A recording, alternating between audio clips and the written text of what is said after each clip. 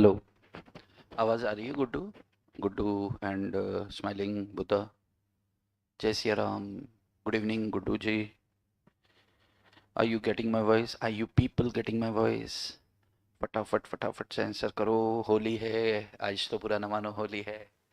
आज तो मजा आने वाला है। आज नहीं, कल मजा आएगा ना। मैं कितनी देर जल्दी आ गया क्या आज मैं? हाँ हाँ, आज जल्दी आ गया भाई।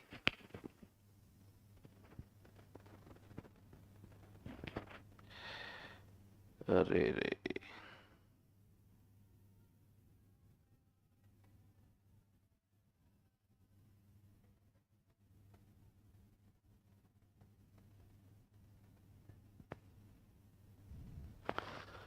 दर्शन जी।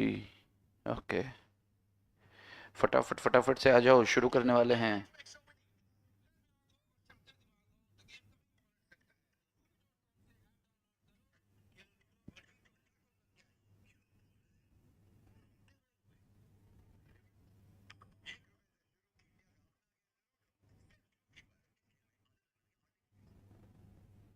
इस गेम में आदत लगना या आर्थिक जोखिम संभव है। कृपया जिम्मेदारी और सावधानी से खेलें। क्या करें, वेट करें या स्टार्ट करें? अभी अभी वैसे टाइम है अभी तो यार अपना। आज मैं जल्दी आ गया। आज तो मैं जल्दी आ गया हूँ। चलो, कल हमने जितना डिस्कशन किया है उसके ऊपर रिवीजन मारे क्या? तब तक, जब तक कोई नहीं आ रहा। रंग बरसे भीगे चुनर वाली, रंग बरसे, आहा हा हा। अमिताभ बच्चन, जया बच्चन। ओ किने मारी पिचकारी तोरी भीगी अंगिया, रंग रसिया, हे हो रंग बरसे भीगे चो नरवाली, रंग बरसे, हो रंग बरसे भीगे चुनर वाली, रंग बरसे। चलो। हेलो। तो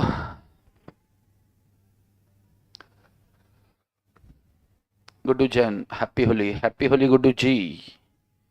होली की लकड़ी वकड़ी इकट्ठा कर ली क्या आपने? अरे लकड़ी लकड़ी, लड़की नहीं। लकड़ी वकड़ी इकट्ठा कर ली क्या आप लोग ने होली के लिए? होली में मजा आने वाला है आप लोग को बहुत ज्यादा। एग्जाम भी है ना सिर पे। तो उसमें ऐसा लगता है कि जितना खुश होना है हो लो। कल एकदम टूट के, कल किताब विताब सब किनारे कर देना, टूट के होली खेलना है यार, ऐसे की तैसी, साला सब ठीक हो जाएगा। है ना? आज मैं भी जल्दी आ गया तो स्ट्रीम जल्दी स्टार्ट हो गया। क्या कर सकते हैं। अध्ययन कुमार, गुड इवनिंग। अध्ययन।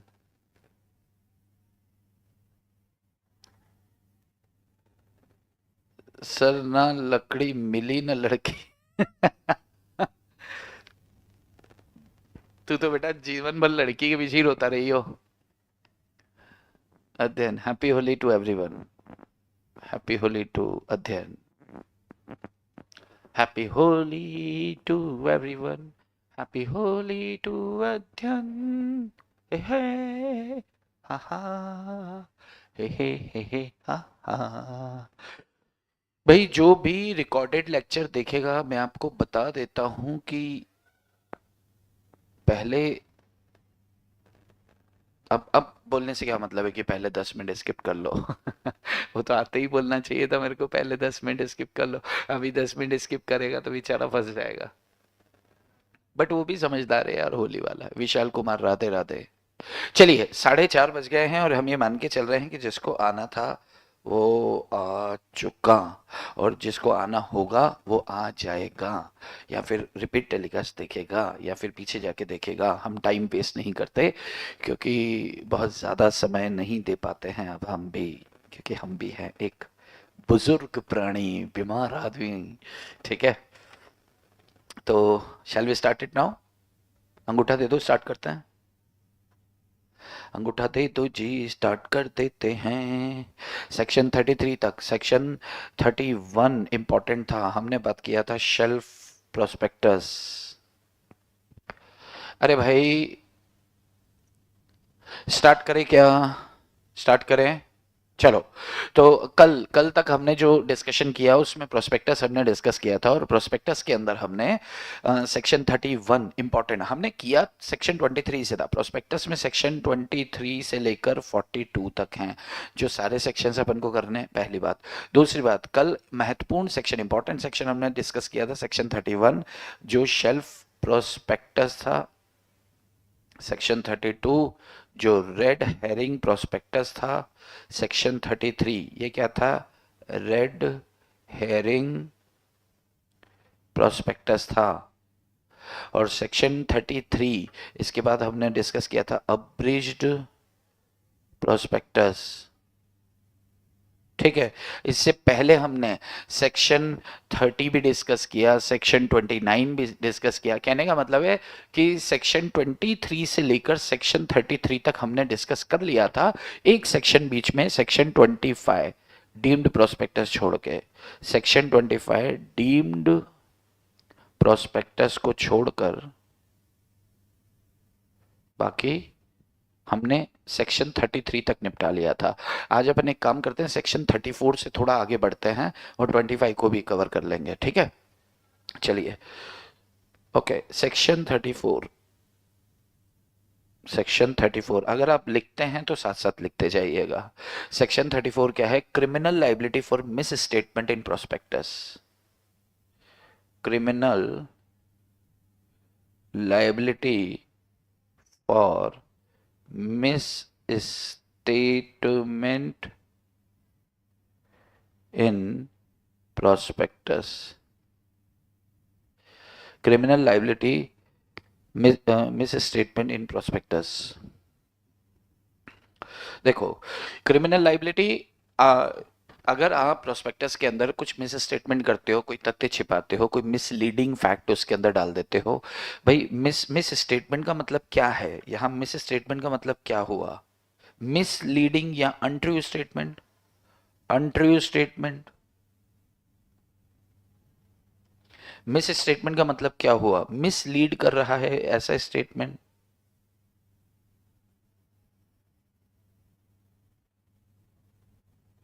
कोई ऐसा इंक्लूजन किया है जिससे मिस स्टेटमेंट हो जाता हो या मिसलीड हो जाता हो बंदा। आपने कोई ऐसी बात डाल दी प्रोस्पेक्टस के अंदर जिससे मिसलीड हो रहा है, या फिर आपने ऐसी बात नहीं डाली जिसको पढ़ता, आपने कोई इंफॉर्मेशन नहीं डाली, नहीं डालने की वजह से बंदा मिसलीड हो गया। अगर आप क्लैरिटी से बता देते तो शायद मिसलीड नहीं होता। तो इंक्लूजन और एक्सक्लूजन ऑफ एनी स्टेटमेंट जिससे बंदा जो है मिसलीड होता हो, तो इसे क्या कहेंगे, कोई मिस स्टेटमेंट अगर आपने किया है तो क्या होगा, तो होगा इतनी सी बात होगी कि जो भी बंदा, person who authorise, any person who authorize to issue of prospectus, हर वो व्यक्ति जो प्रोस्पेक्टस को इश्यू करने के लिए ऑथराइज था, ठीक है, उस पर कौन सी सेक्शन एप्लीकेबल हो जाएगी, सेक्शन 447। यानी कि यहां सेक्शन 447 में फ्रॉड करता है बंदा, तो फ्रॉड्यूलेंट एक्ट के अंदर, फ्रॉड्यूलेंट एक्ट के अंदर उसको कवर कर लिया जाएगा और पेनल प्रोविजन 447 के अंदर लगेंगे। लेकिन भाई सीधी सी बात है कि जो भी बंदा वो ऑथराइज कर रहा है प्रोस्पेक्टस को इशू करने के लिए, जो डायरेक्टर बैठे हुए हैं उसके अंदर, उन्होंने बोला कर दो इशू, ये स्टेटमेंट बिल्कुल सही है, लेकिन वो स्टेटमेंट मिसलीडिंग थे, वो स्टेटमेंट अनट्रू थे, या कुछ ऐसी बातें लिख दी जिससे मिसलीड हो रहा था, कुछ ऐसी बातें लिखने से जानबूझ के छुपा ली या गलती से छुपी है जानबूझ के, सामने वाले को तो नुकसान हो गया ना, जिससे बंदा मिसलीड हो गया। तो उस सूरत में क्या होगा, जो भी बंदा ऑथराइज है प्रोस्पेक्टस इशू करने के लिए, उस पर सेक्शन 447 के तहत उसको फ्रॉडुलेंट एक्ट मान लिया जाएगा और उसके ऊपर पैनल प्रोविजन अट्रैक्ट हो जाएंगे। अब बात क्या आती है कि क्या ये बंदे ये एनी पर्सन है, जो भी बंदा ऑथराइज करता है, क्या ये अपनी लाइबिलिटी से बच सकते हैं? तो बिल्कुल बच सकते हैं। एक्सेप्शन, कब बच जाएंगे ये अपनी लाइबिलिटी से? अगर नंबर वन, सबसे पहली बात कि मिस स्टेटमेंट जो है वो क्या है, इममटीरियल है। अगर ये लोग प्रूव कर देते हैं कि ये जो मिस स्टेटमेंट इन्होंने मतलब प्रोस्पेक्टस में गलती से आ गया, ये जो प्रोस्पेक्टस में मिस स्टेटमेंट गलती से आ गया, ये इतना मटेरियल नहीं है, इतना महत्वपूर्ण नहीं है, इससे इन लोग को पार्टीज को तो नुकसान हुआ ही नहीं है। भाई मेरा नाम था पवनीत सिंह सालूजा और आपने लिख दिया रवनीत सिंह, तो पी की जगह आर हो गया, लेकिन उनको कोई फर्क ही नहीं पड़ा। मैं कोई बहुत बड़ा ब्रांड वाला बंदा तो हूं नहीं, लेकिन मैं डायरेक्टर हूं, चलो नाम की स्पेलिंग में थोड़ा ऊपर नीचे थोड़ा गलती हो गया तो दैट इज नॉट मटीरियल। इस वजह से आप इसे मिसलीडिंग नहीं कह सकते। उनके डिसीजन पे मेरे नाम की स्पेलिंग कोई असर नहीं डालती सर। हाँ गलती है, मान रहे हैं, ऐसा नहीं गलत नहीं है, गलत है, लेकिन इस गलती से इनके डिसीजन पे कोई इंपैक्ट नहीं पड़ रहा है, ये मटेरियल नहीं है, ये इममटेरियल है। अगर ये हम साबित कर देते हैं तो हम सेक्शन 447 से बच जाएंगे, नंबर एक। नंबर दो, अगर हम ये प्रूव कर दें कि हमने जो स्टेटमेंट प्रोस्पेक्टस के अंदर इंक्लूड किया, हमारे पास रीजनेबल ग्राउंड्स थे, हमारे पास रीजनेबल ग्राउंड्स थे उस स्टेटमेंट पर बिलीव करने के।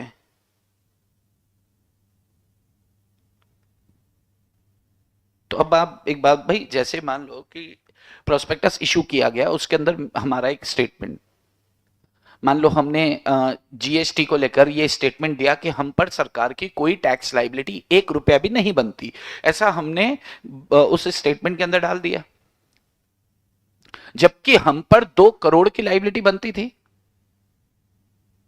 तो ये हमारे ऊपर चढ़े आए कि अरे तुमने तो मिस स्टेटमेंट दिया, चलो 447। हमने बोला 1 मिनट सर, 1 मिनट, प्रोस्पेक्टस जब तक इशू हुआ ना, हमारे पास ये इस स्टेटमेंट पर बिलीव करने के पर्याप्त कारण थे।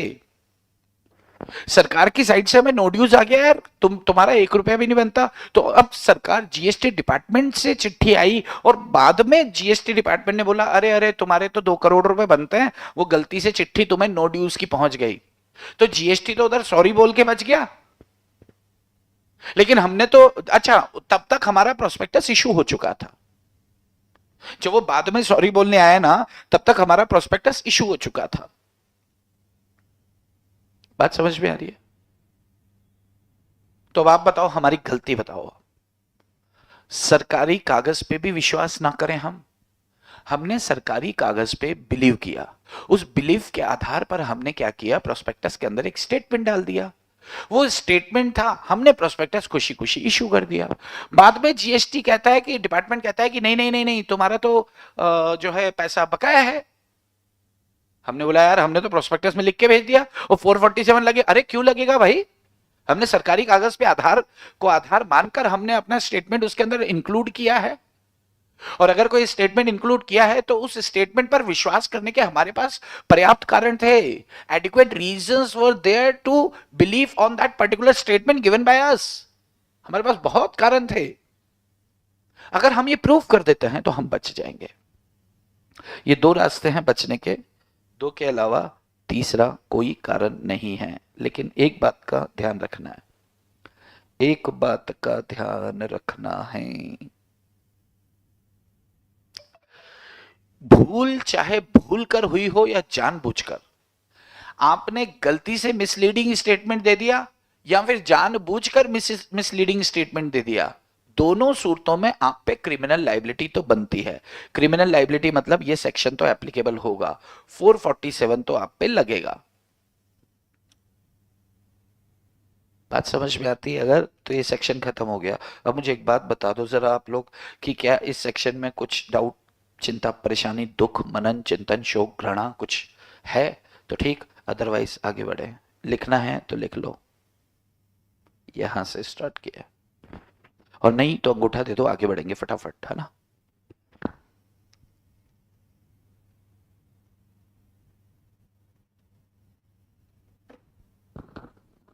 मैं से मान के चलूं क्या, साथ साथ लिख रहे हो आप? नेक्स्ट सेक्शन ले ले फिर। नेक्स्ट सेक्शन लिखो सिविल लाइबिलिटी। किधर गया, ये रहा, नहीं रहा, ये रहा। फटाफट से अंगूठा दिखा दो, ठेंगा दिखा दो, ठेंगा। नेक्स्ट इज सेक्शन, एसी बंद करो, ठंडी लग रही है भाई। Section 35 civil liability for misstatement, civil liability for misstatements in prospectus।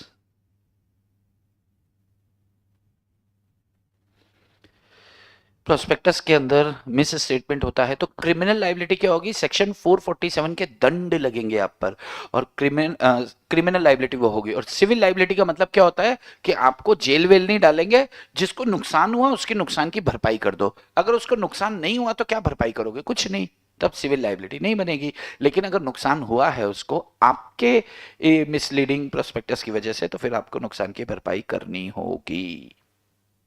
ध्यान से सुनो। सबसे पहली चीज क्या है कि प्रोस्पेक्टस इशू किया, उस प्रोस्पेक्टस के अंदर मिस स्टेटमेंट थे।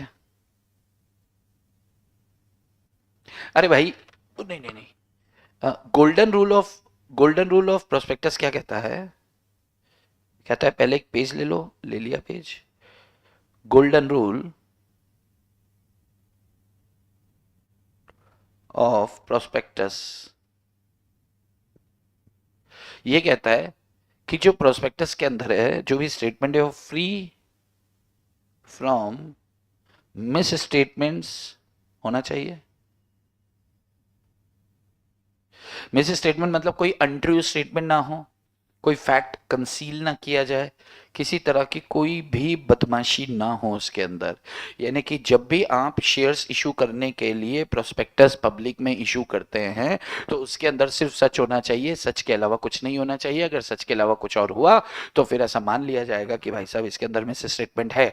और अगर आपने इस आपके प्रोस्पेक्टस पे ट्रस्ट करके, अब प्रोस्पेक्टस के ऊपर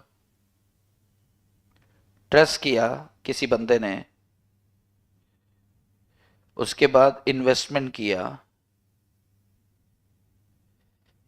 किया एंड कंपनी ने क्या किया, उसको अलॉटमेंट हो गया, अलॉटमेंट ऑफ शेयर्स हो गया,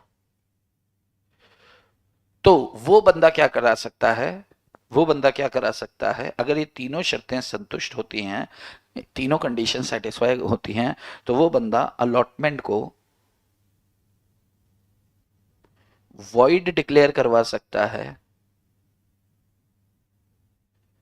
और अपने पैसे यानी कि कंपनी से पैसे रिफंड क्लेम कर सकता है with compensation.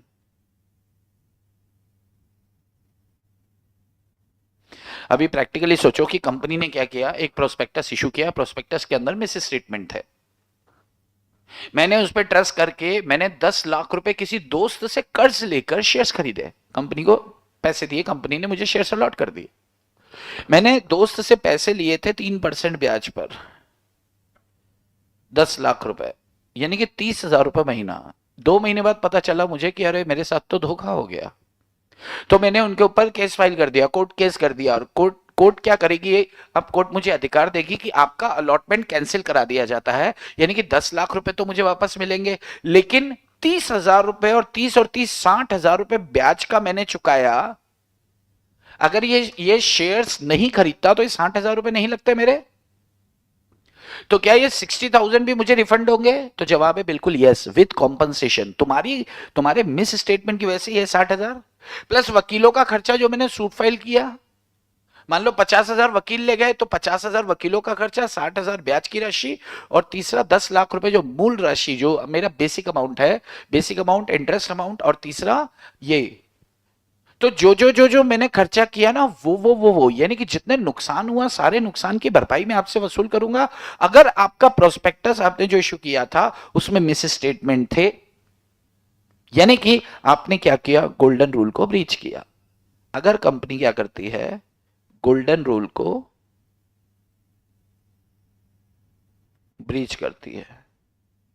Golden rule to issue prospectus क्या है, मिस स्टेटमेंट से फ्री होना चाहिए, मिसलीडिंग नहीं होना चाहिए, कंसीलमेंट ऑफ फैक्ट नहीं होना चाहिए, बदमाशियां नहीं होनी चाहिए। बावजूद इसके ये सब था। अब क्या, अब पब्लिक ने इस पर ट्रस्ट करके शेयर्स खरीद लिया, कंपनी ने अलॉट भी कर दिया। तो लॉ क्या कह रहा है कि भाई साहब आपको अलॉटमेंट को वॉइड डिक्लेयर करने का अधिकार है, प्लस आपको जितना नुकसान हुआ उस नुकसान की भरपाई आप करवा सकते हो। इतना समझ में आता है तो आगे बढ़ जाता है। इतना समझ में आता है तो आगे बढ़ जाता है। अब बात आता है कि यहां पर लायबल कौन होगा सिविल लाइबिलिटी के अंदर। तो सिविल लाइबिलिटी में लायबल कौन होगा, देखो जरा। लायबल कौन होने वाला है, number 1 company, number 2 promoter of company, promoters, number 3 authorised expert. Expert के स्टेटमेंट में अगर गड़बड़ थी, एक्सपर्ट के स्टेटमेंट गड़बड़ थी तो उसको भी डंडा मार के निकाल के लाएंगे कि आज साले एक्सपर्ट काय का एक्सपर्ट है, तो झूठ झूठ बोलता है। ठीक है। Any person authorised to issue prospectus, number 5 any director,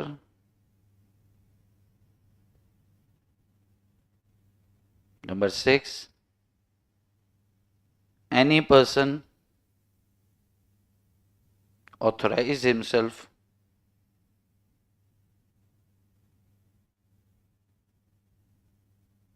कि भाई इसका नाम जो है डायरेक्टर में लिख लो। तो यहाँ पे फंस गया ये। इसको खुजली थी, इसको खुजली थी कि बड़ा हुआ डायरेक्टर बनूंगा, घोड़ी चढ़ूंगा, डायरेक्टर बनूंगा, घोड़ी चढ़ूंगा। आ तेरे को घोड़ी चढ़ाते हैं इस बंदे, मतलब होते हैं ना प्रपोज डायरेक्टर, तो ये वो वाला है। डायरेक्टर बना नहीं है लेकिन खुजली है कि वो प्रोस्पेक्टस भेज रहे हो, मेरा नाम भी तो डालो यार, उसमें लोगों को पता चलना चाहिए अपन डायरेक्टर बन गए यार, कल को शादी वादी होगी यार, यार तो मजा आएगा यार, यार है उसमें नाम डालो यार, ब्याह मजा आना चाहिए यार, ब्याह। तो उसका नाम भी डाल दिया ब्याह का। अब वो उसका नाम डाल दिया और वहां पे हो गया मिसलीडिंग फैक्ट। मिसलीडिंग फैक्ट हो गया तो उसको उठा के लाएंगे, आओ भैया आओ तुम्हें घोड़ी चढ़ाता है। तो उसे ऐसा घोड़ी चढ़ा के ऐसा दौड़ाएंगे कि घोड़ी को रोकेंगे ही नहीं, 3 साल तक भगाते रहेंगे, 2 साल तक। तेरी तेरे को बताते हैं। तो इसको सजा मिलेगी। जितना नुकसान है इन नुकसान की भरपाई इन लोग से करवाएंगे सालों डंडे मार मार के। क्या ये लोग अपनी लाइबिलिटी से बच सकते हैं? तो यहां भी एक्सेप्शन है।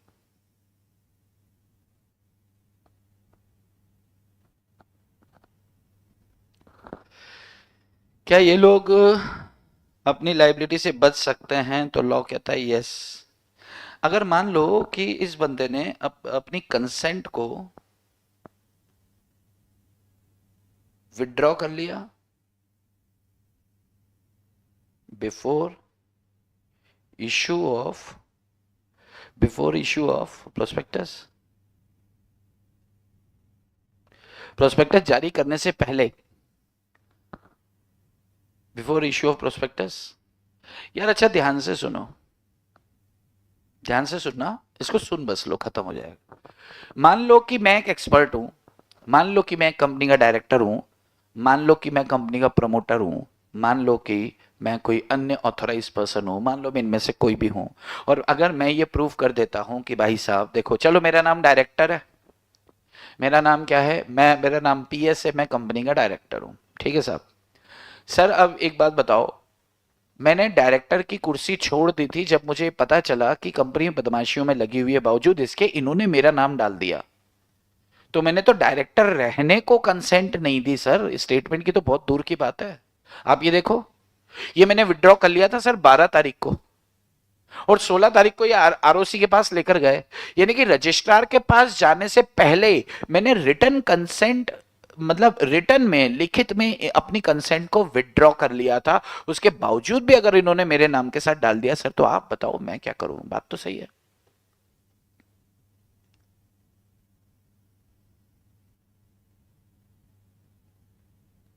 बात समझ में आ रही है? फिर से सुनो, अगर मान लो कि मैंने अपनी कंसेंट विड्रॉ कर ली, मैं डायरेक्टर हूं, मैंने अपनी कंसेंट रजिस्ट्रार के पास जाने से पहले, फाइल होने से पहले ही मैं अगर अपनी कंसेंट को विड्रॉ कर चुका हूं, उसके पास जाने से पहले अगर मैं अपनी कंसेंट को विड्रॉ कर चुका हूं, तो क्या होगा? तो भाई साहब कंसेंट विड्रॉ हो गई है, तो अब ये लोग किसी का भी नाम डाल दें कंपनी वाले, तो भाई साहब उसके लिए हम जिम्मेदार नहीं है। तो ये बंदा लाइबिलिटी से बच जाएगा, नंबर एक। नंबर दो, इसने क्या किया, बिफोर फाइलिंग विद आरओसी कर देता है, before filing of prospectus with ROC. दूसरा कब बचेगा ये, इसने कह दिया कि साहब रजिस्ट्रार के पास फाइल हो गया था, तब तक तो उस पर बिलीव करने के मेरे पास पर्याप्त कारण थे सर, लेकिन जब बाजार में इशू हुआ तो मुझे पता चल गया कि ओहो ये तो गलती हो गई है। तो जिस दिन बाजार में इशू आना सर, उसी दिन मैंने क्या किया, क्योंकि मेरे हाथ से तो निकल चुका था सर, मैंने रजिस्ट्रार के पास हो गया, विद इन 90 डेज, अभी हम बात करेंगे, विद इन 90 डेज पब्लिक में डालना होता है, तो पब्लिक में 15 दिन 20 दिन बाद डाला, और तब तक मुझे पता चल गया था, जैसे ही पब्लिक के पास डाला मुझे पता चल गया था कि यार ये दो स्टेटमेंट तो मिसलीडिंग है सर, बिल्कुल मुझे पता चल गया था। और मैंने न्यूज़पेपर में एडवर्टीजमेंट देकर अपनी कंसेंट को विड्रॉ कर लिया, मैंने न्यूज़पेपर में अपनी एडवर्टीजमेंट देकर मैंने उस कंसेंट को विड्रॉ कर लिया। अब सर मैंने अपनी कंसेंट को विड्रॉ कर लिया था, पब्लिक में जाकर पब्लिकली विड्रॉ कर लिया, तो सर मेरी जिम्मेदारी नहीं बनती। तो यहां पर अभी अलॉटमेंट नहीं हुआ सर, अभी कोई अलॉटमेंट नहीं हुआ सर, और अभी तो एप्लीकेशन मनी भी नहीं आई सर लोगों की। तो सर मेरे को तो छोड़ो ना सर, आप देखो ना सर, मैंने किया ना सर, ऐसे कैसे कर सकते हो सर? देखो ना, कंसेंट विड्रॉ किया मैंने आरओसी के पास जाने से पहले, कंसेंट विड्रॉ किया मैंने आरओसी के पास जाने के बाद, लेकिन पब्लिक इशू के टाइम पे, अब पब्लिक में इशू भी हो गया, अलॉटमेंट भी हो गया, सब कुछ हो गया, उसके बाद सर पब्लिक में अलॉटमेंट होने तक मेरे पास पर्याप्त कारण थे उस स्टेटमेंट पे विश्वास करने के। बिल्कुल ये जीएसटी वाला एग्जांपल डाल सकते हैं कि सरकारी विभाग से हमें नोटिस आ गया था सर, नोटिस सॉरी, हाँ एक सूचना मिल गई थी कि आपके ऊपर 1 रुपए का लाइबिलिटी नहीं बनता, तो हमने इसमें डाल दिया सर कि 1 रुपए का लाइबिलिटी नहीं बनता। अभी वहां पे 37 करोड़ की लाइबिलिटी दिखा रहा है। तो जीएसटी डिपार्टमेंट का तो सर अब भी जाके चिट्ठी आई है, आपकी पहले चिट्ठी आ गई कि तुम्हारी सिविल लाइबिलिटी बनती है। तो हम जैसे ही आपने स्टेटमेंट दिया ना कि तुम्हारी सिविल लाइबिलिटी बनती है, तो हम जीएसटी के पास गए, हमने जीएसटी को बुलाया, इस स्टेटमेंट के आधार पे बोल रहे, तो जीएसटी बोल रही है अरे यार हमसे गलती हो गई, एक काम करो तुम्हारा तो 37 करोड़ है, तो फिर तुम ये कागज ले जाओ। तो सर ये देखो, इस कागज के आधार पर हमने अपना स्टेटमेंट दिया, सरकार की भी ना माने तो किसकी माने आप बताओ? हमें लगा सरकार की कोई स्कीम आई होगी, सरकार ने माफ कर दिए होंगे,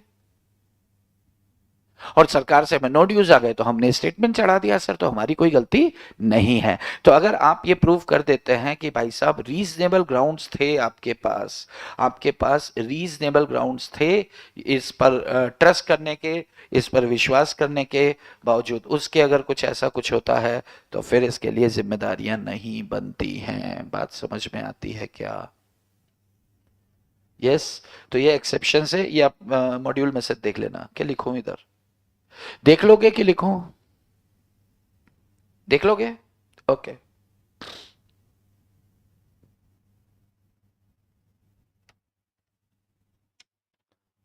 अरे बस खत्म ही हो गया, तो section 35 is over, section 34 is over, section 35 is over.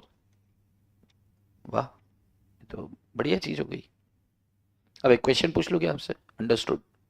अरे तुमको हाँ वेदित, वेदित आपको समझ आया? आप कल यही कहानियां पूछ रहे थे शायद, वेदित, वेडिट, वी एडिट, वी एडिट, आपका डाउट क्लियर हुआ क्या? कल वाला फटाक से आंसर करना, फटाक से आंसर करना।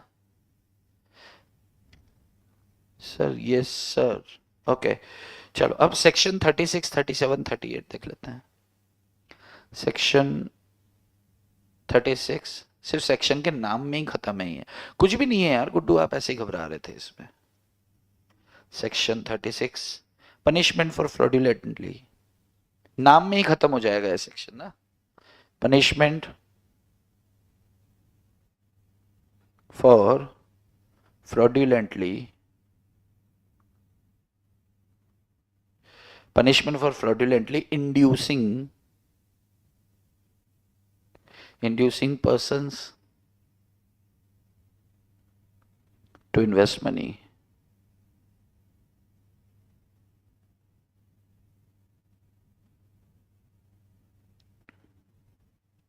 अगर आपने ऐसा कोई बदमाशी किया है तो ऐसा वो बंदा shall be liable under section 447। Section की लाइन से ही आपको समझ में आ रहा होगा कि अगर आप क्या करते हो, अगर आप क्या करते हो, किसी बंदे को शेयर्स खरीदने के लिए इंड्यूस करते हो, इंड्यूस करते हो मतलब उकसाते हो, आप किसी बंदे को शेयर्स खरीदने के लिए उकसाते हो, आप झूठ बोलते हो, आप कंपनी की झूठी तारीफें करते हो, आप वो फैक्ट बताते हो कंपनी के बारे में जो है ही नहीं, यानी कि आप उसके साथ क्या कर रहे हो, धोखाधड़ी कर रहे हो। अगर धोखाधड़ी कर रहे हो तो फ्रॉड वाला सेक्शन लग जाएगा, खत्म बात, section over, section 36 is over, section 36 is over, खत्म, इतनी सी बात है। Section 37 action by affected person, किसी को डाउट हो तो बोलो इसके अंदर, सेक्शन 36 के अंदर, सेक्शन 37 मैं नाम लिख देता हूं तब तक आप अंगूठा दे देना अगर 36 इज ओके।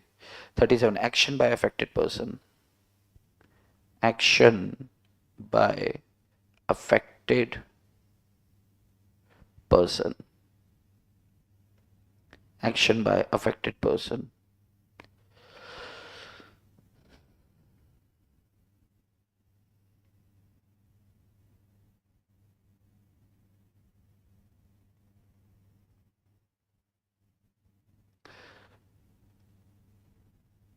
अरे वाह, एक्शन बाय अफेक्टेड पर्सन का मतलब क्या है कि जैसे अभी अपन ने सेक्शन 34 में क्या पढ़ा, क्रिमिनल लाइबिलिटी होगी, क्यों होगी, मिस स्टेटमेंट था।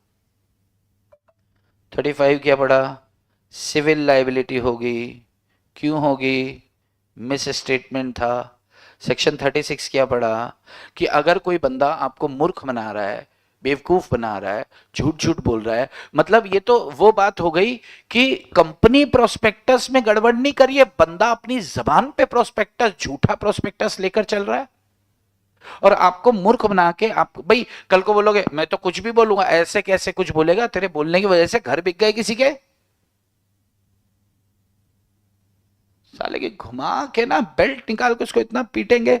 तो एक्शन बाय अफेक्टेड पर्सन, तो ये बेल्ट निकालने वाला सेक्शन है। तो सेक्शन 36 क्या, ये फ्रॉडुलेंटली इंड्यूस किया, फ्रॉड किया सेक्शन 36 में, ठीक है, यानी कि इसने भी मिस स्टेटमेंट किया, प्रोस्पेक्टस में नहीं किया लेकिन झूठ बोला, मिसलीडिंग फैक्ट बताए। तो जिन पर्सन को अफेक्ट हुआ है, अफेक्टेड पर्सन कौन, जिनको नुकसान हुआ है, तो वो इनके ऊपर सूट फाइल कर सकते हैं, बात खत्म, सेक्शन ओवर।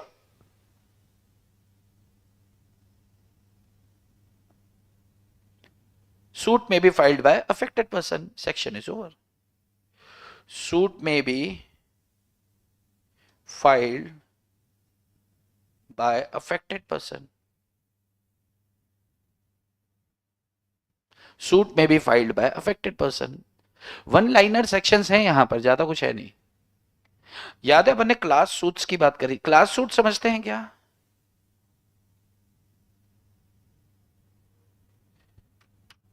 जब बहुत सारे लोगों का या एक एक पर्टिकुलर कैटेगरी का एक ही तरह का मैटर होता है, जैसे कंपनी ने प्रोस्पेक्टस में झूठ बोला और सब लोगों ने उस पर विश्वास करके शेयर्स खरीद लिए तो सबको नुकसान हुआ। अब सब लोग मान लो कि 200 लोग हैं तो 200 लोग को नुकसान हुआ, 500 लोग हैं 500 लोग को नुकसान हुआ, तो 500 लोग अलग अलग जगह, अलग अलग लोग मिलके 500 केस चलाएंगे। इससे अच्छा सब मिलकर इकट्ठे होकर एक क्लास सूट फाइल कर दें, ताकि कोर्ट जो भी डिसीजन देगा कि इनके पैसे लौटाओ तो इनके में सभी आ जाएंगे जिन जिनके साथ गलत हुआ। तो अफेक्टेड पर्सन क्या कर सकते हैं, सूट फाइल कर सकते हैं जितना उनको नुकसान हुआ है। मान लो मैं मुझे अकेले को ही हुआ था तो मुझे अकेले के पास भी राइट है कि मैं सूट फाइल करूं, लेकिन अगर मेरे जैसे 200-500 लोग बैठे हुए हैं तो हम 500 मिलकर भी अगर चाहें तो एक ही सूट फाइल कर सकते हैं, उसे क्लास सूट कहते हैं। अगर इतना समझ में आता है तो section 37 is over. Section 38, one liners are going on. Tinka chicka. Section 38. Done. Punishment for personation of acquisition. अरे पर्सोनेशन का मतलब क्या होता है, फर्जी नाम में अगर आप शेयर्स खरीदने के लिए, एक नाम के लिए या पूरा जमात गांव 25, 50, 100, 200 फ्रॉड करने के उद्देश्य से आप फर्जी नामों में शेयर्स अगर खरीदोगे तो आपके ऊपर पनिशमेंट फॉर पर्सोनेशन। पर्सोनेशन का मतलब यही है कि फेक नाम में अगर आप शेयर्स खरीद, मैं लिख तो दूं सेक्शन, सॉरी ये बस ये खत्म हो गया, एक लाइन का ही है। Punishment for personation, punishment for पर्सोनेशन,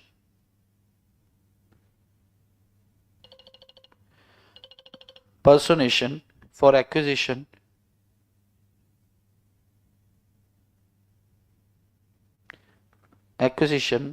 of securities।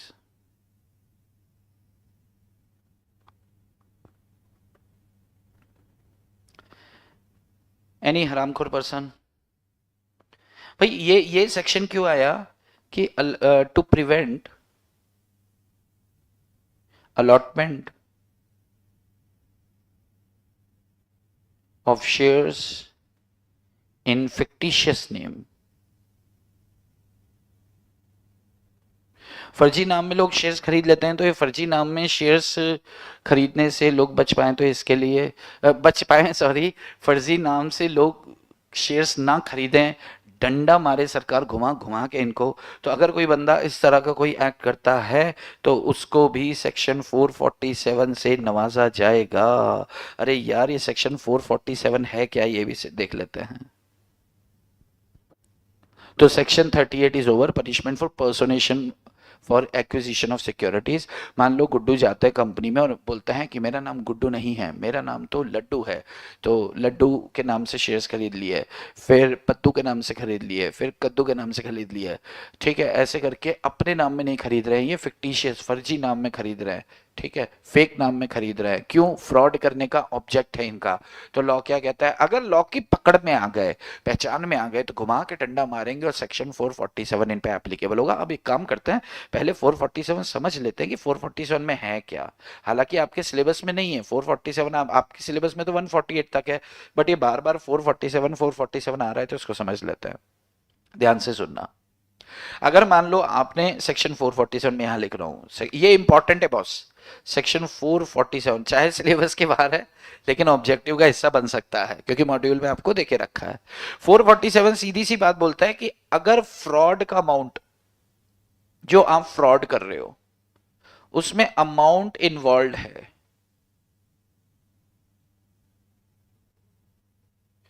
10 lakh रुपए तक का और 1% ऑफ टर्नओवर, 10 लाख रुपए का और 1% of turnover, which ever is lower, ठीक है, मैं यहां पे लिख देता हूं lower, which ever is lower, तो क्या होगा देखना ध्यान से। तो फाइन जो है आपको लगेगा, फाइन मैक्सिमम कितना लगेगा आपको, 50 लाख रुपए तक का फाइन लग सकता है। न सिर्फ इतना, न सिर्फ इतना, बल्कि मैक्सिमम इम्प्रिजनमेंट, यानी कि आपको जेल की चक्की भी पीसनी पड़ेगी, up to 5 lakhs, up to 5 years, up to 5 years। लेकिन अगर अबाउ 10 lakhs है अगर आपका जो आपने बदमाशी की, उस बदमाशी के सामने जो फ्रॉड से रकम काउंट किया, कंप्यूट किया, तो वो फ्रॉड कितने का था? मान लो 10 लाख से ज्यादा का था, तो फिर फाइन कितना लगेगा? फाइन लगेगा कम से कम amount of fraud, amount involve in fraud, जितने का फ्रॉड था। मान लो मैंने बदमाशी की 25 लाख रुपए का फ्रॉड किया, तो 25 लाख का, कम से कम 25 लाख का तो फाइन मुझ पे लगेगा। अच्छा, फाइन का मतलब 25 लाख का फाइन तो लगना है। और अगर किसी बंदे के साथ अगर मैं बदमाशी करता, किसी, सर आपके लेक्चर अटेंड कर ले थोड़ी देर के लिए ही सही, टेंशन स्ट्रेस कम हो जाता है। Thank you so much sir. Okay जी। ओ दिलीप तुम आ गए, वाह दिलीप। टिप टिप टिप बरसा पानी, पानी में दिलीप आग लगाए। चलो, minimum amount of fraud, amount involve in fraud, और मैक्सिमम कितना होगा? 3 टाइम्स। मान लो मैंने क्या किया, कोई सेक्शन 34 में, सेक्शन 35 में, सेक्शन 36 में, अगर मान लो मैंने किसी तरह का फ्रॉड 34 या 36 में या इधर किधर भी कोई भी किसी भी तरह का मैंने फ्रॉड किया है, बदमाशी किया है, ठीक है, वो बदमाशी किया और उसका अमाउंट कैलकुलेट किया, तो कितना हो गया वो? 28 लाख, 25 लाख रुपए का। 25 लाख, तो कम से कम 25 लाख और मैक्सिमम 75 लाख रुपए से मुझे नवाजा जाएगा। न सिर्फ इतना, सजा भी होगी। मिनिमम 6 महीने की तो होगी ही सही, 6 महीने के तो अंदर डालेंगे ही सही, फ्रॉडिया साला अंदर डालो। और मैक्सिमम कितनी होगी? 10 साल तक के लिए सजा हो सकती है। ये बात बोलता है यहां।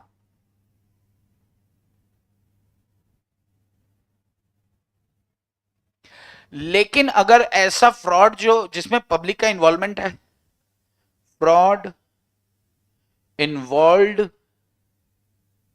Public interest. अब मुझे एक बात बताओ,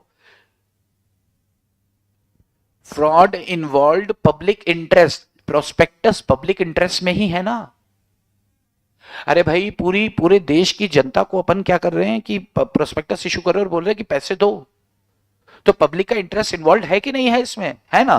तो मिनिमम बिल्कुल same amount involve in fraud, maximum बिल्कुल सेम 3 गुना, एंड सजा मिनिमम 3 साल की सजा और मैक्सिमम तो वही 10 साल की सजा है। यानी कि अगर आपने पब्लिक के साथ छेड़खानी करी तो आपको फाइन लगेगा, जितने का आपने फ्रॉड किया उतना फाइन तो लगेगा। पब्लिक को तो पैसा लौटाना पड़ेगा, वो बात अलग है। जितने का आपने बदमाशी किया उतने का फाइन लगेगा, उसके 3 गुने। ये 25 लाख, 50 लाख का अगर मैंने गड़बड़ किया तो 50 लाख का सरकार को फाइन भरूं, मिन कम से कम उतना, और मैक्सिमम 1.5 करोड़, 3 गुना तक जा सकता है। और 3 साल के लिए मुझे जेल में बिठाया जाएगा, और ये मैक्सिमम 10 साल के लिए भी बैठा सकते हैं, पर कम से कम 3 साल। ये सेक्शन 447 है। 447 साला उधर हल्का सा मैं 447 हूं, मेरे पास लाओ ना, लाओ ना, और जैसे इधर जाते तो ये तो बड़ा खतरनाक सेक्शन है यार। This is all about section 447। आप चाहें तो इसको लिख लें, आप चाहें तो इसको लिख लें, आप चाहें तो इसको लिख लें, लिख लेंगे तो अंगूठा दे देना, आगे बढ़ेंगे। This is all about of what section 447। अब आता है सेक्शन 39 एंड 40। लिखो फटाक से, आगे बढ़ते हैं।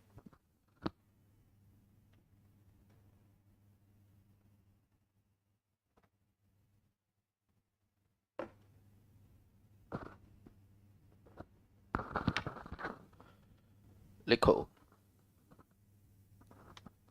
ओके, चलो ऐड। अब आती है बात section 39 and section 40। Both the sections are important for exam.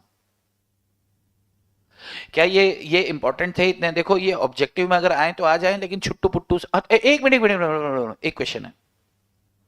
आप मुझे बस इतनी सी सहमति दो, क्या मैं आपसे एक क्वेश्चन पूछ सकता हूं?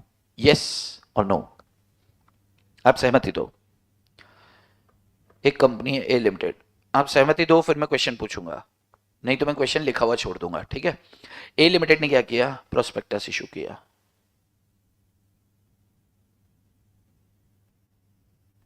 ए लिमिटेड ने प्रोस्पेक्टस इशू किया। प्रोस्पेक्टस में मिसलीडिंग फैक्ट थे जो मटीरियल थे। मिस्टर गुड्डू ने ट्रस्ट किया किस पर? प्रोस्पेक्टस पर। और गुड्डू ने प्रोस्पेक्टस पर ट्रस्ट करके क्या किया? मार्केट गया, लोन लिया 10 लाख रुपए का और इन्वेस्टमेंट किया। इन्वेस्टमेंट के लिए कहां गया? स्टॉक एक्सचेंज, मतलब ब्रोकर के पास गया। ब्रोकर के पास गया, उसको जाके पैसा दिया। ब्रोकर ने क्या किया? स्टॉक मार्केट नहीं होता, यहां से इसको शेयर्स खरीद के इसके नाम पे ट्रांसफर कर दिया, ट्रांसफर ऑफ शेयर्स कर दिया। समझ आ रहा है क्या? ए लिमिटेड ने प्रोस्पेक्टस इशू किया, प्रोस्पेक्टस मिसलीडिंग फैक्ट था, वो फैक्ट मटेरियल था। गुड्डू जी एक प्रपोज इन्वेस्टर थे, इन्होंने उस प्रोस्पेक्टस को पढ़ा, इनको पढ़ के मजा आ गया, इनको लगा यार इसमें पैसे लगाऊंगा तो जिंदगी मेरी अभी तक तो जैसी भी थी लेकिन अब जो है वो बन जाएगी। इन्होंने बाजार से 10 लाख रुपए का अपने मित्र से लोन लिया 3% पे। इनको लग रहा है कि यार 5 साल तो सॉरी 6 महीने के अंदर तो पैसा ही डबल है यार, मजा आ जाएगा। ऐसी ऐसी बातें लिखी हैं इसमें तो यार। ट्रस्ट किया और इन्वेस्टमेंट किया, इन्वेस्टमेंट करके स्टॉक मार्केट गए, वहां से जाके इन्होंने शेयर्स खरीद लिए, इनके नाम पे शेयर्स ट्रांसफर हो गए। आफ्टर 2 मंथ्स इनको पता चला कि ये तो गड़बड़ थी। अब गुड्डू ने क्या किया? कंपनी को बोला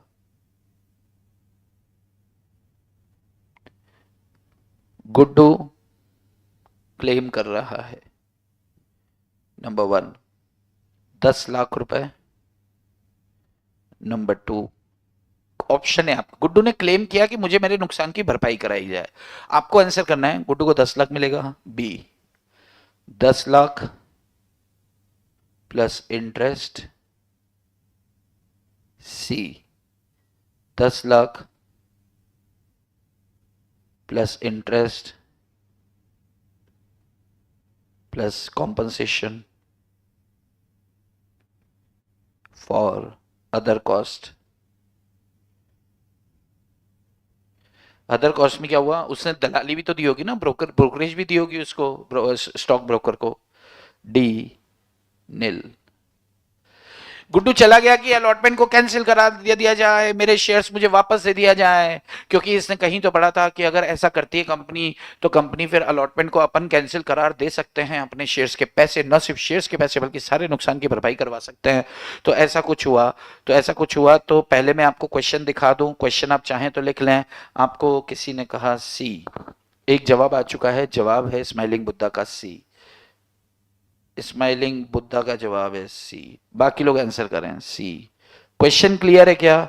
बाद में बहाने मत बनाना क्वेश्चन, अरे यार तुम सब उसके पीछे क्यों चल, अपना भी तो आंसर करो ना।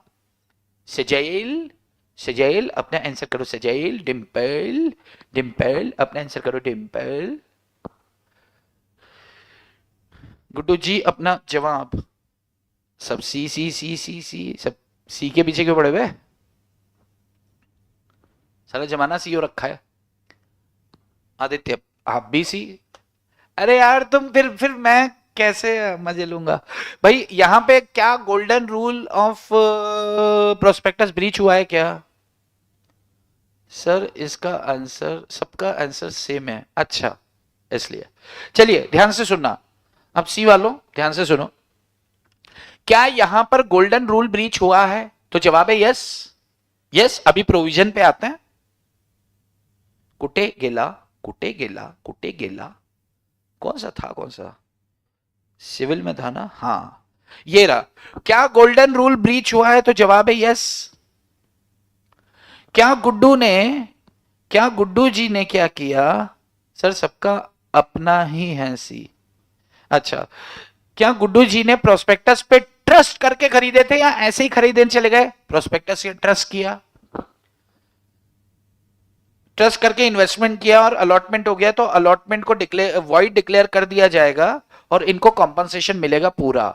तो क्या आप अभी भी अपने जवाब, ये मैंने प्रोविजन भी आपके सामने पढ़ दिया, क्या आप लोग अपने जवाब पर कायम हैं या फिर कायम है या आप जवाब बदलना चाहते हैं? एक बार फिर सोच लो, बाद में मत करना ओ तेरी भैंसिया की टांगा, ओ तोहार भैंस की टांग रे बाबा, अरे बाबा देख लो रे बाबा, तुमको क्वेश्चन में अगर किसी तरह का क्वेश्चन में डाउट है रे बाबा तो फिर से देख लो ना रे,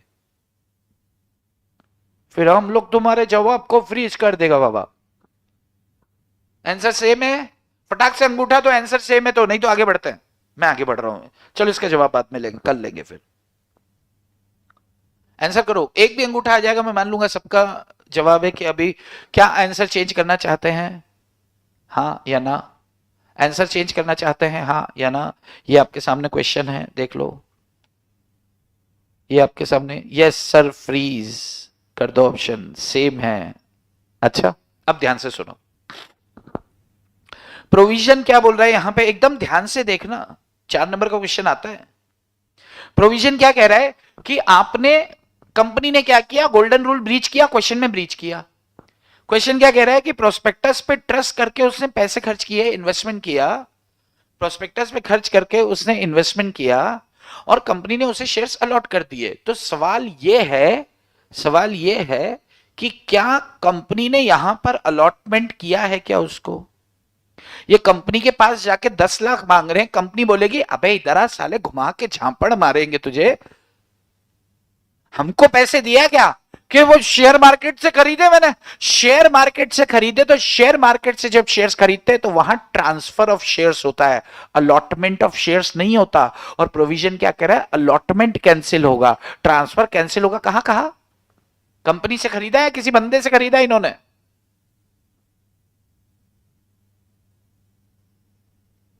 अरे भाई, क्या यहां पर गुड्डू को अलॉटमेंट ऑफ शेयर्स हुआ या ट्रांसफर ऑफ शेयर्स हुआ है?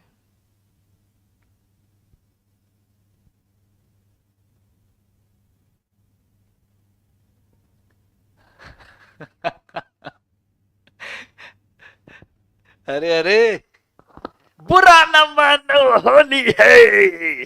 अरे भाई होली है आज, तो आज तो बनता है मेरा भी।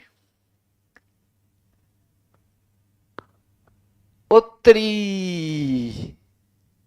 ट्रांसफर ऑफ शेयर्स हुआ है ना, स्टॉक मार्केट से खरीदा इसने। स्टॉक मार्केट में कौन बैठे होते हैं? मैं भी बैठा हूं बेचने के लिए, आप भी बैठे हो खरीदने के लिए, यानी कि बंदे ने बंदे को ट्रांसफर किया है। यहां पे ट्रांसफर ऑफ शेयर्स हुआ है, अलॉटमेंट नहीं हुआ है। यानी कि शेयर्स, अरे सीधी सी बात है, कंपनी के पास जाके 10 लाख मांग रहे हो, कंपनी बोलेगी मेरे को कब दिए 10 लाख तूने, है ये क्या बोल रहा है, तू मेरे को 10 लाख रुपए दिया क्या? नहीं ना, तो काय को मांगता? मैंने आपके प्रोस्पेक्टस में विश्वास करके खरीद लिए। मेरे से खरीदे क्या? नहीं। तो किससे खरीदे? उससे। तो उससे जाके लेना, शेयर प्रोस्पेक्टस तो आपका गलत था ना। मेरे से खरीदे क्या? नहीं। तो किससे खरीदे? उससे। तो उससे लेना। अरे भाई जिससे, सर फिर फंस गए। तो तेरी क्या कर डाला। बात समझ में आ रही है क्या आपको? अरे भाई आपको जो है ये बात समझ में आ रही है क्या? वहां ये पीक वर्सेस गरने का केस था, पीक वर्सेस गरने, जो मैंने अभी आपके सामने साथ डिस्कस किया ना। ओ ओ ओ ओ ओ ओ ओ ओ ओ, पीक वर्सेस गरने, पीक वर्सेस गरने। अगर आपने प्राइमरी मार्केट से शेयर्स खरीदे होते, प्राइमरी मार्केट मतलब डायरेक्ट कंपनी से खरीदे होते, तो कंपनी करती है अलॉटमेंट। अगर आप सेकेंडरी मार्केट यानी कि स्टॉक मार्केट से शेयर्स परचेस कर रहे हो, तो वहां तो खरीदने बेचने वाले बैठे होते हैं, तो वहां से शेयर्स खरीदे तो वो क्या होगा, ट्रांसफर ऑफ शेयर्स। और लॉ क्या कह रहा है कि अलॉटमेंट को कैंसिल करार दे दिया जाएगा, अलॉटमेंट को कैंसिल करार दे दिया जाएगा और आपके नुकसान की भरपाई करेगी कंपनी। लेकिन कंपनी से तो आपने लिया ही नहीं, कंपनी को तो पैसे आपने दिए ही नहीं। जब दिए ही नहीं तो कंपनी देगी क्यों आपको यार, आप खुद सोचो। ठीक है, पीक वर्सेस गरने, पीक पीक पीक वर्सेस गरने। अच्छा अगर ये केस इंडिया का होता तो इनका नाम क्या होता, प्रतीक वर्सेस गणेश होता। अगर ये इंडिया का होता तो ये प्रतीक वर्सेस गणेश होता है, लेकिन ये अंग्रेजों वाला केस था तो पीक वर्सेस करने हो गया। सर मींस ये ट्रांसफर के लिए प्रोविजन नहीं लगता क्या 35? हाँ बहन, किसने बोला तेरे को? सेक्शन 35 क्या है बहन? तू क्या पढ़ रही है? सेजल बहन तू पढ़ क्या रही है? कंपनी शेयर ट्रांसफर करती है कि अलॉट करती है बहन? कंपनी लॉ के आखिरी आखिरी पोर्शन में हम लोग। तो कैसी, वाह वाह वाह, सैल्यूट है।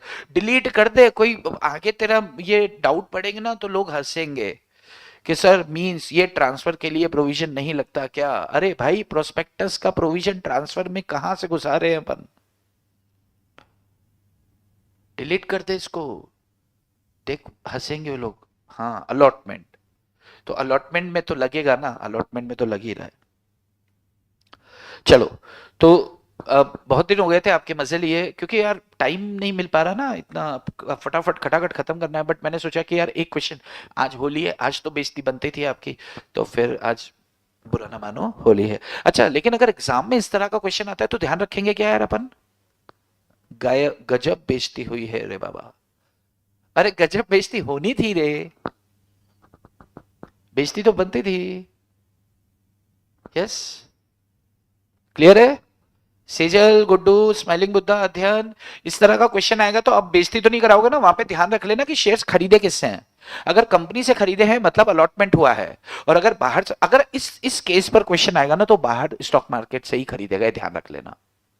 अगर इस केस पर क्वेश्चन आएगा तो कि भाई ऐसे ऐसे हुआ, ये हुआ, तो ध्यान रख लेना खरीदा किधर से, और प्रतीक गणेश का आप क्या दे देना वहां पे, रेफरेंस दे देना, पीक वर्सेस गरने का। ठीक है, इतना समझ में आता है। तो अब आ जाते हैं सेक्शन 39 पे। अब मेरे दिल को सुकून मिला कि चलो थोड़ी बेइज्जती हो गई, मतलब मेरा नाश्ता हो गया।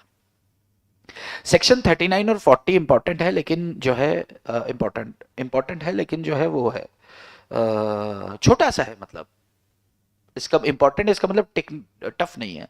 Section 39, allotment of securities, allotment of shares।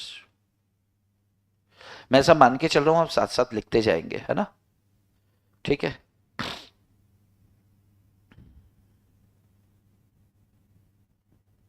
कोई भी कंपनी शेयर्स अलॉट नहीं कर सकती जब तक कि उसे क्या ना मिल गया हो, मिनिमम सब्सक्रिप्शन।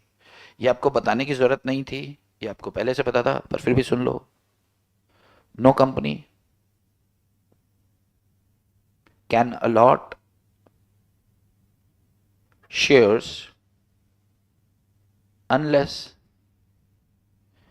unless पहली बात क्या, minimum subscription mentioned in prospectus, minimum subscription mentioned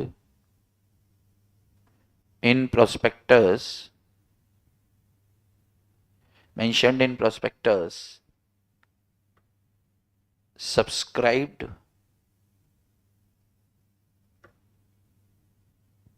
अच्छा, सेबी ने मिनिमम सब्सक्रिप्शन कितना बोल के रखा है? 90% बोल के रखा है ना सेबी ने, सेबी गाइडलाइंस में। और प्रोस्पेक्टस में जितना अपन ने लिख के दिया है कि भाई साहब मिनिमम सब्सक्रिप्शन इतना है, मिनिमम सब्सक्रिप्शन जब तक नहीं मिलता आप अलॉट नहीं कर सकते। न सिर्फ मिनिमम सब्सक्रिप्शन की कहानी, किसी ने कह दिया मैं खरीदूंगा, नहीं नहीं, कहने से कुछ नहीं होता है। एप्लीकेशन मनी वसूल हो जानी चाहिए। लिखो, application money on such subscription, application money on such subscription, application money on such subscription has been received by the company, has been received by the company। Minimum application money को लेकर कितना बोला है? 5% ऑफ फेस वैल्यू, लेकिन सेबी ने कितना बोला है? 25%। तो जाहिर सी बात है 25% पे ही जाएंगे। लेकिन यहां पे ये भी बोल दिया है, जब आपका मॉड्यूल में पढ़ रहा था ना, तो मॉड्यूल में क्या बोला कि भाई साहब ये सेबी ने बोला तो 25% है, लेकिन ये इन बच्चे लोग के सिलेबस में नहीं है सेबी। तो ये तो खाली हम उस हिसाब से बता रहे हैं कि आपको ज्ञान हो जाए। और हम करो, हमें ये बताओ कि 25% को लोगे नहीं लोगे तुम? कल को बोलो तो अपने को क्या करना है? 5% ऑफ फेस वैल्यू और रेट प्रिस्क्राइब्ड बाय सेबी। ठीक है ना, 25% मत लिखना, rate prescribed by SEBI. SEBI guidelines के अंदर रेट प्रिस्क्राइब की होगी तो वही आपका एप्लीकेशन मनी होगा। बड़ी अच्छी बात है। अच्छा, अब ध्यान से सुनो, होता क्या है। सबसे पहले अपन क्या करते हैं, प्रोस्पेक्टस। प्रोस्पेक्टस किसके पास लेकर जाते हैं, प्रोस्पेक्टस फाइल करते हैं किसके पास, आरओसी के पास। आरओसी के पास हमने प्रोस्पेक्टस फाइल कर दिया। इसके बाद क्या होता है, with in 90 days, with in 90 days, 90 दिनों के अंदर अपन को क्या करना होता है, इशू करना होता है प्रोस्पेक्टस। किसमें, पब्लिक में। इशू ऑफ प्रोस्पेक्टस 90 दिनों के अंदर अपने को क्या करना है, प्रोस्पेक्टस पब्लिक में इशू करना है। पब्लिक में इशू कर दिया मान लो, अब क्या होना है, अब विद इन 30 डेज, मैं मान के चल रहा हूं, मैं फोटो साथ साथ बना रहे हो, विद इन 30 डेज कंपनी को क्या करना है, मतलब मिनिमम सब्सक्रिप्शन मिल जाना चाहिए। विद इन 30 डेज क्या होना चाहिए, मिनिमम सब्सक्रिप्शन के लिए, अरे यार, विद इन 30 डेज क्या होना चाहिए, मिनिमम सब्सक्रिप्शन,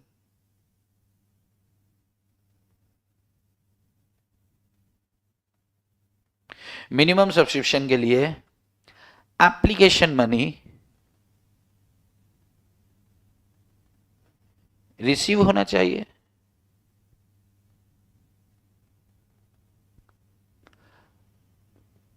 अगर रिसीव हो जाता है भाई, अब इसमें दो बातें होंगी, या तो जवाब होगा यस रिसीव्ड। अगर रिसीव हो जाता है तो इस पैसे को कहां रखेंगे, शेड्यूल्ड बैंक में, सेपरेट अकाउंट में, और आरओसी के पास क्या फाइल कर देंगे हम, पास 3। भाई इनसे हमें एप्लीकेशन मनी मिल गया, इनको हमने शेयर्स अलॉट कर दिए, तो अलॉटमेंट हो गया है, बहुत अच्छी बात है। तो आरओसी को विद इन 30 डेज अपन क्या करेंगे, पास PAS3 फॉर्म फाइल करेंगे। पास 3 फॉर्म फाइल कर देंगे आरओसी के पास with prescribed fees.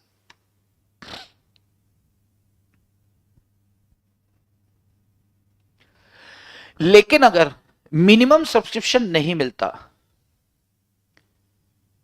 If it is not received, अगर मान लो भाई यार आजा,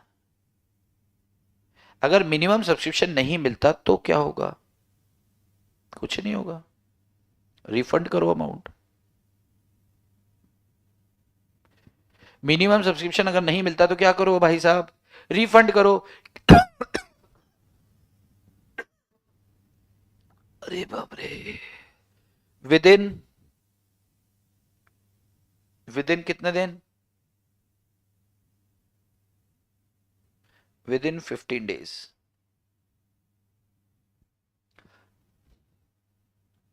पंद्रह दिनों के अंदर आपको क्या करना है, पैसे को वापस मोड़ देना है, पैसा वापस लौटा देना है। पीक वर्सेस करने वाला केस है ये। अच्छा, वाह यार।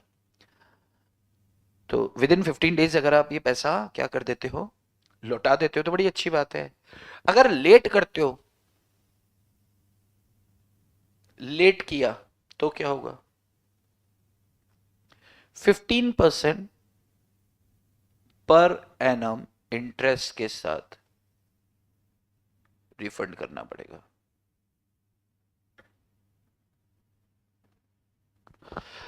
ये पूरी प्रोसीजर है, ये देख लो आप, ये आपका अलॉटमेंट चैप्टर में बस यही बातें दे रखी हैं, ध्यान से देख लो। अगर आपको, आप कितने लोग लिख चुके हैं अंगूठा दे देना, एक बार मैं बता रहा हूं आपको।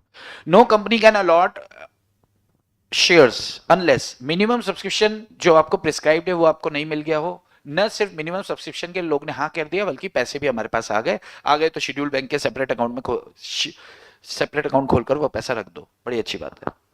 अच्छा, अब प्रोस्पेक्टस फाइल करना है अपन को आरओसी के पास। आरओसी के पास फाइल जब हम प्रोस्पेक्टस करते हैं, प्रोस्पेक्टस फाइल करने के 90 दिनों के अंदर अपन क्या करते हैं, प्रोस्पेक्टस को इशू कर देते हैं। प्रोस्पेक्टस इशू होने के 30 दिनों के अंदर मिनिमम सब्सक्रिप्शन आपको मिल जाना चाहिए।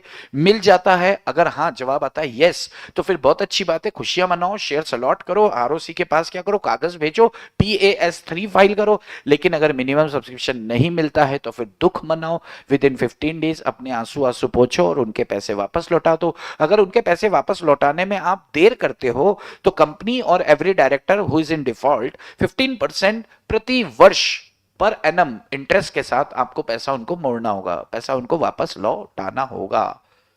ठीक है, अगर इतना समझ में आता है तो section 39 is over. Guddu ji, Guddu ji, Guddu ji, Guddu Guddu Guddu ji, section 39 is over. Next आता है section 40, section 4040, section 4040,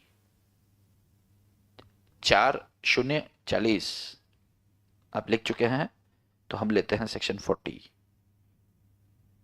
section 4040। Total 42 section है, इसके बाद बचा 41 42, हा हा हा, और 25 सेक्शन 25 भी बचा। अरे राम जी, तो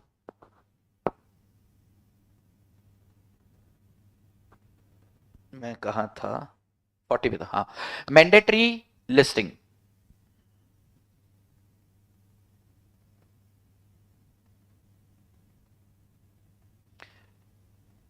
दो तीन छोटी छोटी बातें करी हैं इसने, ध्यान से। मैं सब मान के चल रहा हूं कि आप साथ साथ लिख लेंगे। ठीक है, मैं इसको वड्डा वड्डा कर देता हूं ताकि आपको मजा मजा आए। ठीक है जी, चलो। Every company making public offer, अरे यार देखो, कोई भी कंपनी, पहले सुन लो, पहले कहानी सुन लो। कोई भी कंपनी जो पब्लिक में शेयर्स इशू करना चाहती है, उसको लिस्टिंग अपनी, मतलब सेबी के पास जाके, किसी भी रिकॉग्नाइज स्टॉक एक्सचेंज, एक या एक से ज्यादा रिकॉग्नाइज स्टॉक एक्सचेंज के पास जाके आपको अपनी लिस्टिंग करानी है। आपने एक से ज्यादा स्टॉक एक्सचेंज में लिस्टिंग के लिए एप्लीकेशन दी, मान लो 5 लोग, 5 RSC, 3 RSC में दे दिया, एक ने आपको रिजेक्ट कर दिया तो बाकी सब में भी रिजेक्ट मान लिया जाएगा, तो इसलिए ध्यान से दो। ठीक है, तो किसी एक या एक से ज्यादा रिकॉग्नाइज स्टॉक एक्सचेंज में अगर आप अपने शेयर्स क्या करना चाहते हैं,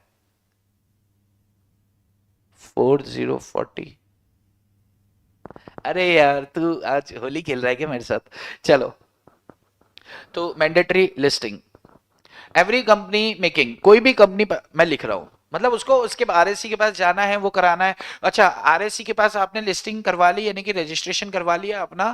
उसके बाद क्या करेंगे आप, जब भी प्रोस्पेक्टस इशू करोगे तो कहां कहां पर, कौन कौन से रिकॉग्नाइज स्टॉक एक्सचेंज में आप लिस्टेड हो, उन सबका नाम आपको बताना पड़ेगा। जो भी पैसा आता है आपके पास एप्लीकेशन मनी, वो सेपरेट बैंक अकाउंट में रखना पड़ेगा, ये बात हम कर ही चुके हैं वहां पे। ठीक है, ओके। अब इसके अंदर सेक्शन में क्या क्या बातें हैं सुनना ध्यान से। पहली बात, एवरी कंपनी, मैं ऐसा मान के चल रहा हूं, साथ साथ लिख लेंगे आप। एवरी कंपनी, एवरी कंपनी को क्या करना है, मेकिंग पब्लिक ऑफर। कोई भी कंपनी जो पब्लिक ऑफर कर रही है उसको क्या करना पड़ेगा, एप्लीकेशन देनी पड़ेगी या अप्लाई करना पड़ेगा before, before offer, before offer.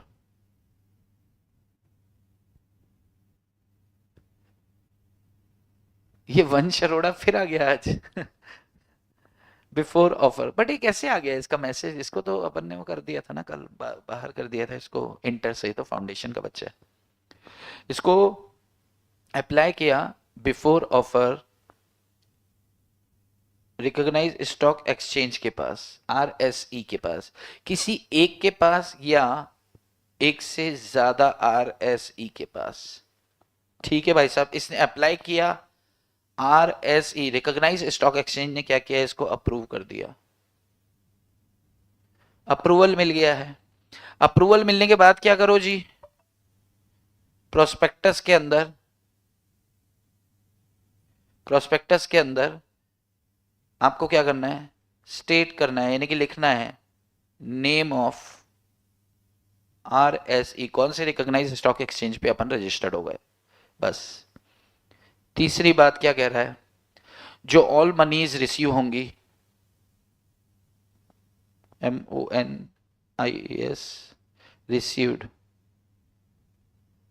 भाई जो एप्लीकेशन पे पैसा आया उसको कहाँ क्या करेंगे अपन, दो ही काम में इस्तेमाल करेंगे, या तो अलॉटमेंट ऑफ शेयर्स में, और अलॉटमेंट नहीं कर पाते हैं तो उसको रिफंड करेंगे। तो इसमें कौन सी नई बात बता रहे हैं, हमको पहले से पता थी, लेकिन बात तो इनके हिसाब से तो नहीं है, तो इनकी बातों पे फुल चढ़ा दो यार, अपने तो अच्छा है ना, इजी प्रोविजन मिल रहा है।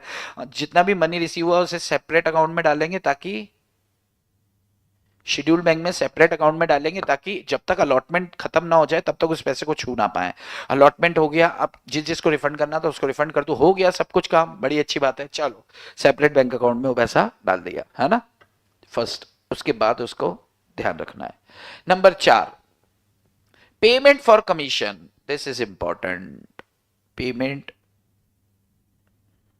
फॉर कमीशन, कौन सा कमीशन, अंडर राइटिंग कमीशन देते हैं अपन, ये ऑब्जेक्टिव के लिए पूछा जा सकता है। कौन सा कमीशन है, अंडर राइटिंग कमीशन की बात हो रही है।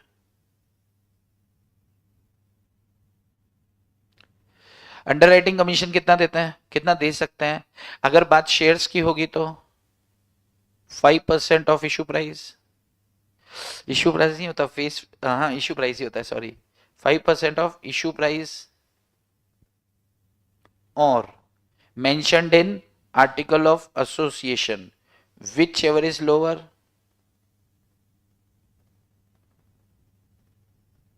और अगर हम इसकी बात करें, डिवेंचर्स की बात करें, तो डिवेंचर्स के लिए 2.5%। हुरिया जी, ये हुरिया जी कौन है भाई, डिवेंचर्स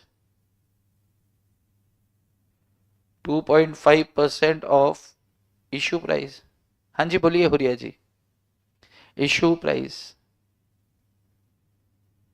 और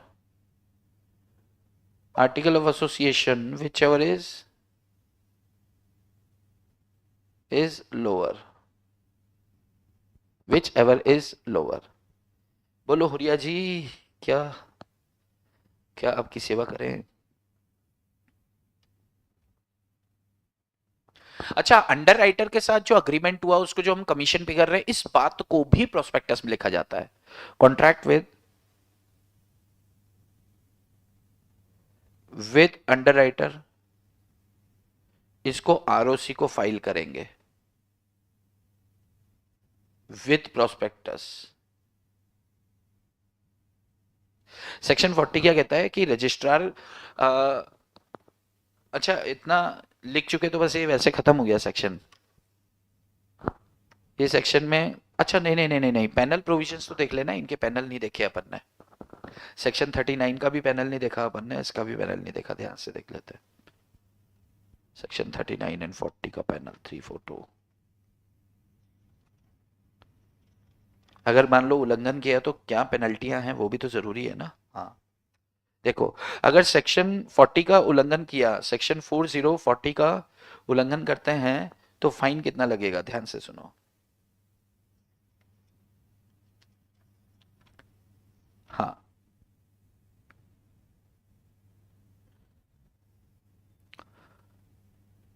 कॉन्ट्रावेंशन अगर होता है, कॉन्ट्रावेंशन अगर होता है तो कंपनी 5 लाख रुपए से लेकर मैक्सिमम 50 लाख का फाइन भरेगी, और ऑफिसर इन डिफॉल्ट 50,000 से लेकर 3 लाख का फाइन भरेगा। अब होता है सेक्शन आपका खत्म, section 40 is over now, section 4040 is ढिंका चिक्का ढिंका चिक्का चिका चिका चिका चिका चिका चिका चिका चिका चिका चिका चिका चिका चिका। How are you sir, Huriya ji, I am good, I am fine. लिखो भाई, जैसे ही लिख दो अंगूठा दे देना, मैं आगे बढ़ जाऊंगा। जैसे ही लिख लोगे, सेक्शन 39 का भी लिखना है तो मेरे को ऊपर लेके जाना पड़ेगा।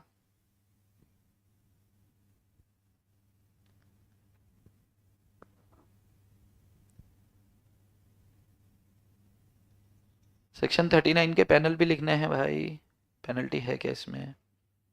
सेक्शन 39 में है 1000 रुपए रोज, मैक्सिमम 1 लाख। सेक्शन 39 में क्या है? सेक्शन 39 का अगर कॉन्ट्रावेंशन होता है, सेक्शन 39 का अगर कॉन्ट्रावेंशन होता है तो 1000 रुपए पर डे, मैक्स 1 लाख रुपए का फाइन लगेगा। कॉन्ट्रावेंशन होता है सेक्शन 39 का तो 1000 रुपए प्रतिदिन। कौन सी क्लास की टाइमिंग चाहिए भाई आपको? कॉन्ट्रावेंशन अगर होता है तो 1000 रुपए प्रतिदिन। पुरिया जी एंडिंग एट गुड्डू जैन।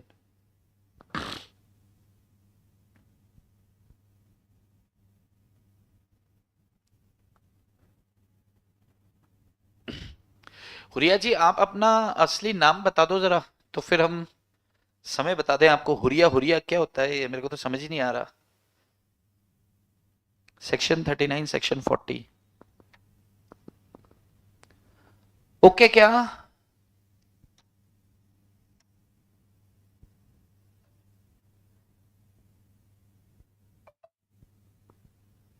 अरे ओके क्या गुड्डू जी? ओके है क्या? तो सेक्शन 5:45 हो गए, वैसे छोड़ने वाले हैं हुरिया जी, 10-15 मिनट में छोड़ने वाले हैं। तो अब अपने 3 सेक्शंस बचे हैं। मैं ये मान के अब क्या है, देखो मैं प्राइवेट प्लेसमेंट ना थोड़ा सा लंबा है, प्राइवेट प्लेसमेंट थोड़ा सा लंबा है, तो प्राइवेट प्लेसमेंट है सेक्शन। अभी सेक्शन कौन कौन से बचे मैं बताता हूँ आपको। सेक्शन 41 बचा है, सेक्शन 42 बचा है, सेक्शन 25 बचा है।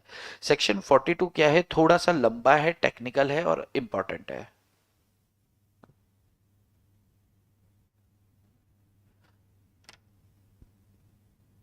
अच्छा, तो ये प्राइवेट प्लेसमेंट के ऊपर हमें क्या है, थोड़ा सा एक्स्ट्रा टाइम देना पड़ेगा। एक्स्ट्रा टाइम का मतलब है, मतलब अभी आज इसको अपन ले नहीं पाएंगे प्राइवेट प्लेसमेंट को।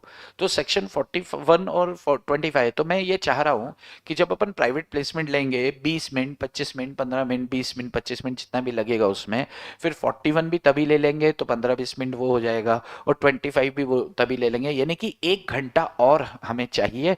और 1 घंटा और अभी बैठने की मेरी श्रद्धा तो नहीं है यार। जैसा कि आपको पता है अभी मैं थोड़ा लंबे सेशंस नहीं ले पा रहा हूँ, तो क्या हम इसको अभी यहाँ खत्म करते हैं? तो आज के लिए इतना ही। आपकी शाम खूबसूरत है। बोलो आप, बोलो बोलो बोलो बोलो। ट्यूसडे को करा दें। ओके, तो कल के लिए आपको गुड्डू जी बिल्कुल ध्यान रखना है कि अब कुछ खाना पीना है, आप खाओ पियो मौज मस्ती जो करो, लेकिन लिमिट में करना। लड़ाई झगड़े किसी से नहीं करना है, ठीक है? लड़ाई झगड़े किसी से नहीं करना है।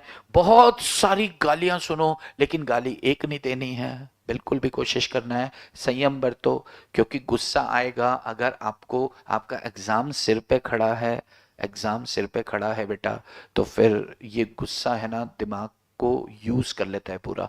तो फिर आपका दिमाग अभी बुक्स में यूज करना है, तो किसी और जगह यूज नहीं करना है, ठीक है? ख्याल रखना, सेहत का ख्याल रखो, खाने पीने का ख्याल रखो। कल भांग, कल मतलब कल भूल जाना कि तुम सीए स्टूडेंट हो। आज रात तक जितना पढ़ना है पढ़ लो, सुबह से लेके शाम तक। और सुबह से लेके शाम तक पूरा दिन अगर एक शब्द भी नहीं पढ़ा, तो रात को लेट कर बैठकर सोचना मत, ओ माय गॉड मैंने तो आज सुबह से कुछ नहीं पढ़ा। बिल्कुल सोचना ही नहीं है। कल का दिन ये मान के चलो कि यार एग्जाम खत्म हो चुके हैं और कल वाला दिन आया है, ठीक है? परसों से बिल्कुल वापस से हम आ जाएंगे जैसे मंडे हमारे जीवन में था ही नहीं। लेकिन मंडे को छोड़ना मत यार। कोई भी त्योहार आता है उसको उसका समय दो, पढ़ाई को पढ़ाई का समय दो, हर चीज को अपना समय मिलना चाहिए, तो आप बिल्कुल दीजिए। ठीक है बॉस, हैप्पी होली। होली खेलें रघुवीरा अवध में, बिल्कुल आप भी खेलें अपने अपने गांव में। हैप्पी होली हुरिया जी, एडवांस में आपको भी। ठीक है बॉस, तो अलविदा, जय श्री कृष्णा। हम ट्यूसडे को क्या टाइमिंग रहेगा हम बात करेंगे, लेकिन हाँ टॉपिक हमारा ये रहेगा, प्रोस्पेक्टस अपन खत्म करेंगे +1। कुछ तो नई चीज ले लेंगे अगर प्रोस्पेक्टस जल्दी खत्म हो गया तो, ठीक है ना बॉस? चलो आज के लिए इतना ही। आपकी शाम खूबसूरत हो, बाकी चर्चा करेंगे हम ट्यूसडे को। Tata bye bye.